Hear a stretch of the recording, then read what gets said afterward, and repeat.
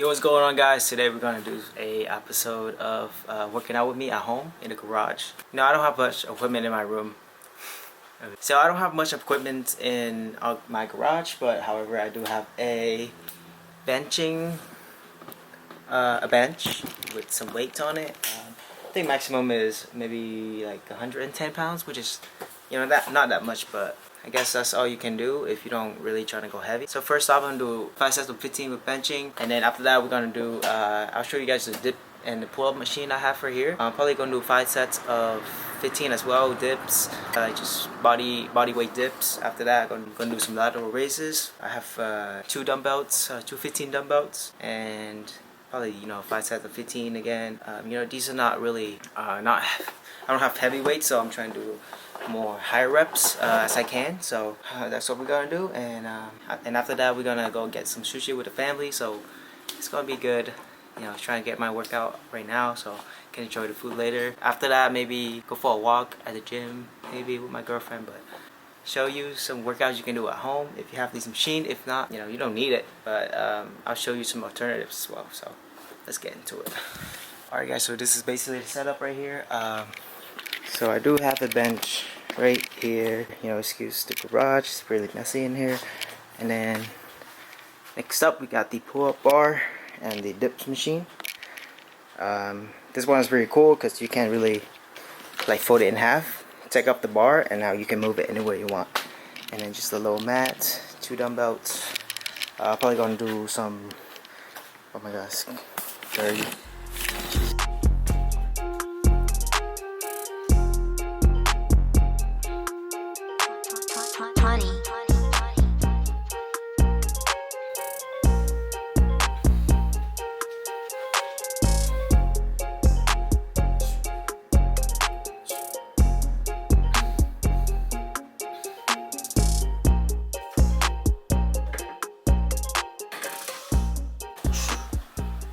Alright, so we are done with the benching. Next up, we're gonna do some dips. And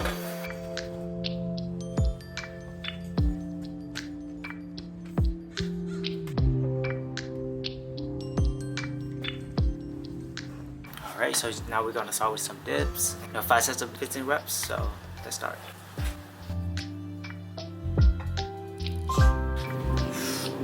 You wanna go deep. Make sure you're strong enough to go deep. If not, you might hurt your shoulder. Really feel it in your shoulders.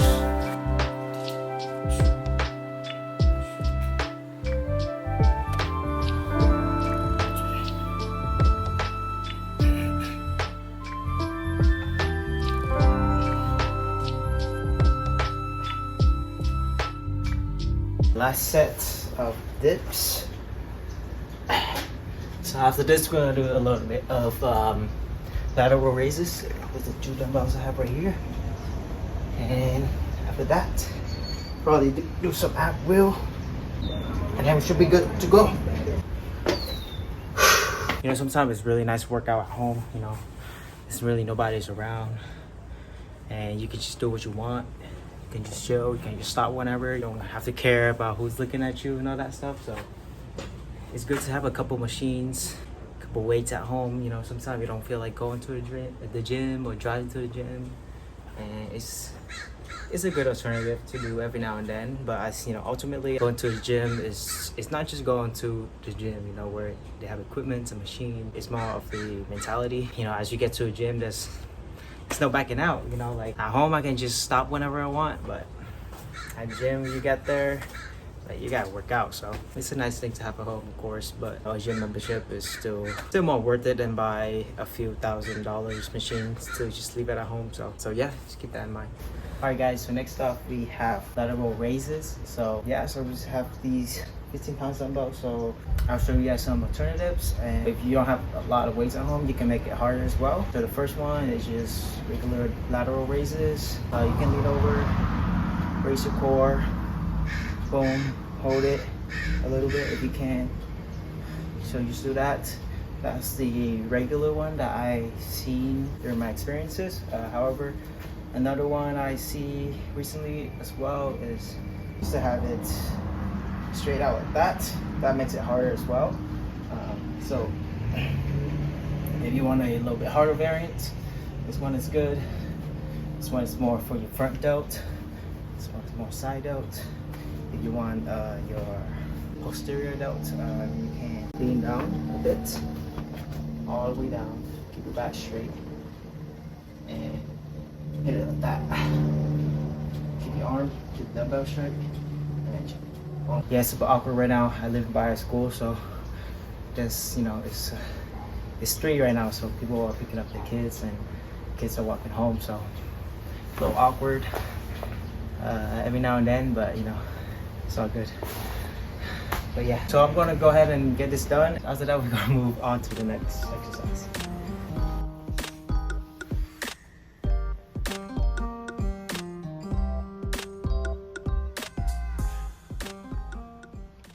For the posterior delt as well, you're gonna see a lot of people, sit on a chair like this. Just, same thing. This is another way of doing it as well. So if you don't like to, bend over and hold your back straight, or if you can't do that, then this is a good alternative as well. Give you more support, I would say. Yeah, and then it does look kind of weird at the gym if it's the first time at the gym or whatever, and you want to try to hit that delt. I know a lot of people get very self-conscious about how they look at the gym, so if you're comfortable with doing that, then this is a great, and that's applied to any other exercises as well. You can always find alternatives. You don't have to follow a lot of people, but you gotta make sure that your form is correct, so you don't hurt yourself and prevent any injuries. And start with the weight that you can do. That's just most important.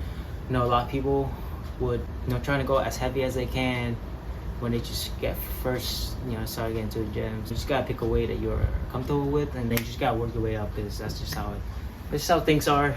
Take time. Good thing takes time. So then this is just part of life. All right, so I'm gonna do a couple more sets of these lateral raises, and after that we're gonna go to the ab roller. One of my favorite exercises, very good for your core, your abs, and I haven't done it for a while, so excited to do some sets of it. Also trying to show you guys the technique that I learned as well, because I know it can be very difficult, honestly, if you don't know how to do it. It might hurt your back. Your lower back may feel a lot of pain if you're doing it wrong, but it is a more advanced exercise, I would say. It probably would be a little harder for beginners to try to just go on the wheeler. You might have to do some other core exercises to make sure that your core is a little bit stronger, so you're able to pull back and not using a lot of back muscles, because it's ab rollers and not back rollers. So I'll show you the technique after this, and yeah, after that we should be done.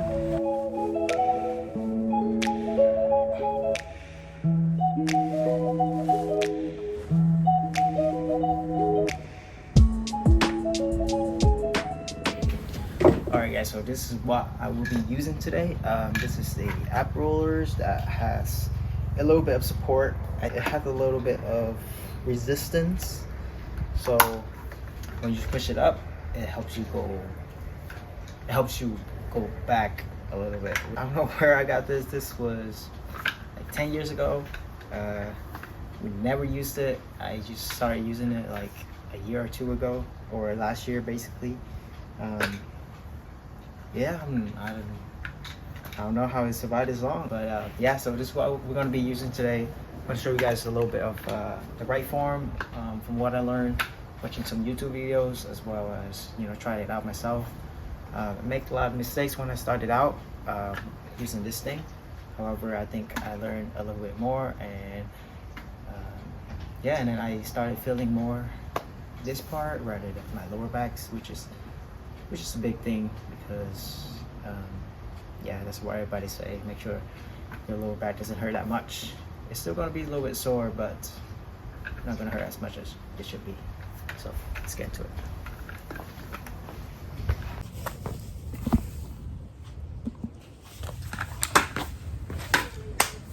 All right, guys. So make sure you're on something soft for your knees. Bend your upper back a little bit. if you do this cat and cow stretch, you know, it's the cat part. So make sure you have your upper back bent a little bit. The most important, flex your core. Go up, out, and then when you go back, don't try to pull back with your hands. Trying to use your core to pull yourself back. So when you go up, and then just, you know, use your knee, push yourself back, and then your core gonna feel it. And then go back to where you were at originally at the start. So I start right here. Take a deep breath, hold your breath. And then when you go back, blow out. Go back to your original position. So you're gonna feel your shoulder a little bit tired, which is good. You know, let's work on the shoulder as well. Your back, just a little bit. But your core, it's just a little bit as well. Not gonna feel much the first set. But after that, after the second, third set, you're gonna feel real good. And just like that, I guess to summarize everything. So how a lot of people feel back pain is when you go out and then you extend it too much, you go too low, and then you have to force bend your back more, bend your lower back more to pull yourself back in. So instead of doing that, flex your core at first. Like flex your core, you know, flex it, hold it, and then when you go back, you should feel kind of like a crunch, which is part of why your core will be sore as well. Whew, I feel it already, you know. Oh man, second set, feel it already. What'd I say? What did I say? Feel good. When you get back, when you go up and when you go back again, and you flex hard by the end, hold it a couple seconds. Oh, I feel real nice.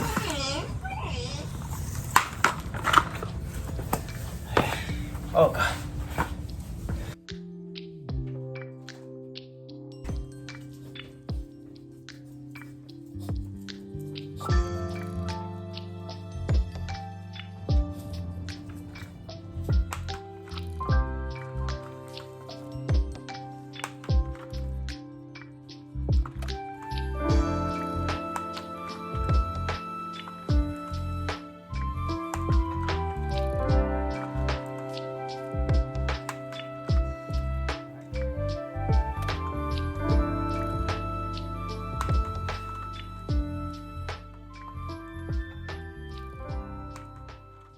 Okay, so that's marked the end of our exercise today. Hopefully you guys can learn a thing or two from today, and probably gonna go ahead, hit a shower, and go eat sushi after. So not sure where we're gonna go, but maybe I'll do a food review as well. So thank you for watching. See ya.